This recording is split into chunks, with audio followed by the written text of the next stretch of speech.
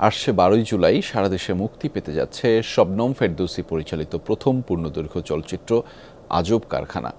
সরকারের অনুদানে নির্মিত এই সিনেমায় মূল চরিত্রে অভিনয় করেছেন কলকাতার জনপ্রিয় অভিনেতা পরমব্রত চট্টোপাধ্যায়। সন্ধ্যায় ঢাকা ক্লাবে সংবাদ সম্মেলনে পরমব্রত চট্টোপাধ্যায় ছাড়াও উপস্থিত ছিলেন সিনেমার অন্যান্য কলাকুশলীরা। স্বাস্থ্য এবং স্বাদের মধ্যে চমৎকার একটা ব্যালেন্স করে পীর প্রিমিয়াম আয়োডাইজড লবণ। বাংলাদেশের প্রেক্ষাগৃহে আসছে আজব কারখানা। জন্মদিনে সেই সুখবর জানান দিতে ঢাকায় পরমব্রত।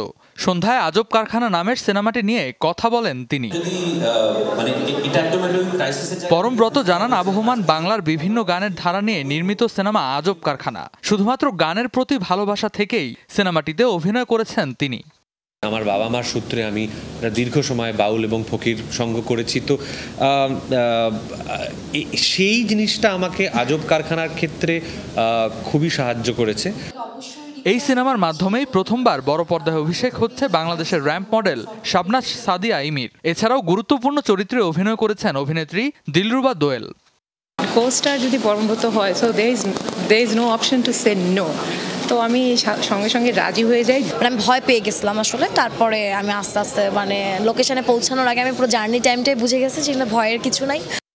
সিনেমায় আরও অভিনয় করতে দেখা যাবে বাংলার লোকগানের একাধিক গুণী শিল্পীকে। অতিথি চরিত্রে অভিনয় করেছেন ফাহমিদা নবী, আসিফ ইকবালের মতো তারকারা।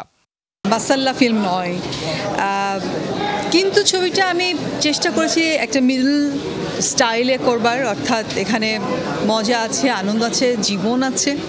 এদিন প্রকাশ করা হয়েছে সিনেমাটির দুটি পোস্টার ও ট্রেলার। আজব কারখানা সিনেমাটি এরই মধ্যে দেশ ও বিদেশের একাধিক চলচ্চিত্র উৎসবে প্রদর্শিত হয়েছে, পেয়েছে পুরস্কারও। বাংলাদেশেও সিনেমাটি বেশ ভালো ব্যবসা করবে বলে আশাবাদী সিনেমার সংশ্লিষ্টরা।